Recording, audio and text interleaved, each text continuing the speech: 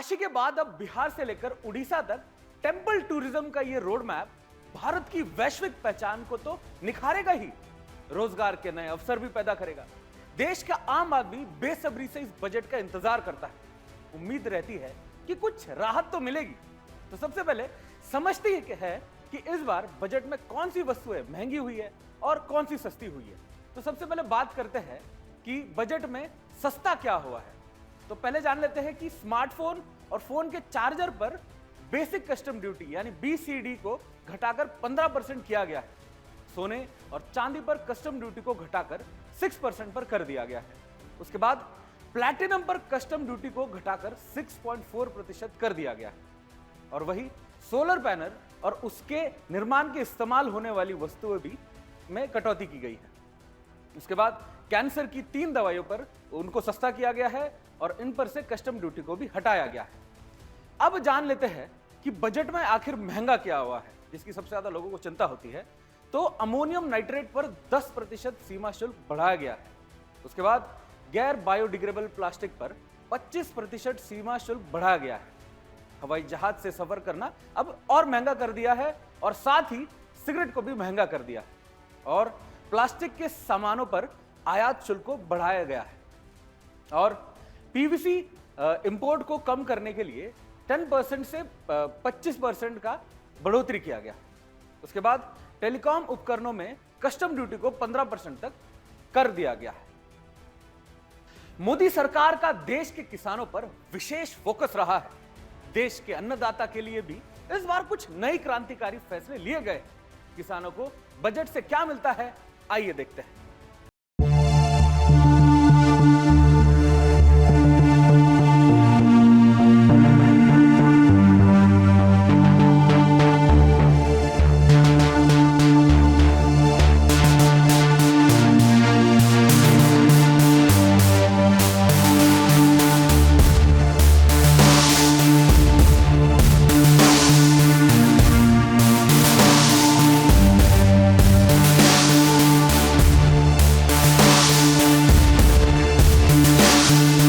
Budget पर क्या कहा वो आपको सुनाते हैं।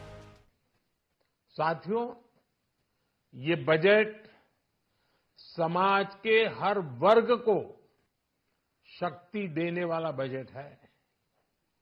ये देश के गांव गरीब किसान को समृद्धि की राह पर ले जाने वाला बजट है। आइए जानते हैं कि सरकार ने इस बार के बजट में क्या क्या बदलाव किए हैं। इस साल के बजट में किसानों का खास ध्यान रखा है और किसानों की कमाई में इजाफा करने के लिए कई कदम उठाए गए हैं। इस दौरान निर्मला सीतारमण के पिटारे से किसानों के लिए कई योजनाएं निकली हैं। बजट में किसानों के लिए बहुत सी घोषणाएं की गई हैं, जिसमें एग्रीकल्चर सेक्टर को 1.52 लाख करोड़ रुपए दिए गए। किसानों के लिए इस बार बजट 25,000 करोड़ रुपए बढ़ा है। साथ ही 30 फसलों की 109 किस्में जल्द मिलेंगी, जिन पर मौसम की मार का असर नहीं होगा। कृषि रिसर्च में सुधारों पर काम किया जाएगा और दाल और दलहन तिलहन की उत्पादकता और भंडारण को बढ़ाया जाएगा। 1 करोड़ किसानों को नेचुरल फार्मिंग से जोड़ा जाएगा। सब्जियों की सप्लाई चेन को मजबूत किया जाएगा। साथ ही किसानों की जानकारी लैंड रजिस्ट्री पर लाई जाएगी।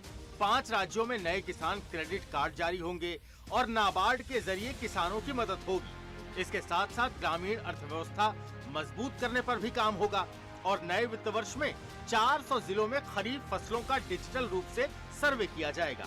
साथ ही राज्यों के साथ पार्टनरशिप करके खेती किसानों के लिए डिजिटल इंफ्रास्ट्रक्चर पर काम किया जाएगा। किसानों पर बजट पेश करने के दौरान वित्त मंत्री निर्मला सीतारमण ने क्या कुछ कहा वो आपको सुनाते हैं। इसके बाद किस प्रकार इस पर प्रतिक्रियाएं सामने आई, एक नजर उन पर भी डालेंगे। India's inflation continues to be low, stable and moving towards the 4% target. Core inflation, that is non-food and non-fuel, currently is 3.1%. Steps are being taken to ensure supplies of perishable goods reach markets adequately. Interim budget. As mentioned in the interim budget, we need to focus on 4 major castes, namely the Garib, Mahilaye, Yuva and Annadata, the poor, women, youth, and the farmer. For Annadata, we announced higher minimum support prices a month ago for all major crops, delivering on the promise of at least a 50% margin over costs. Bureau Report, Sudarshan News.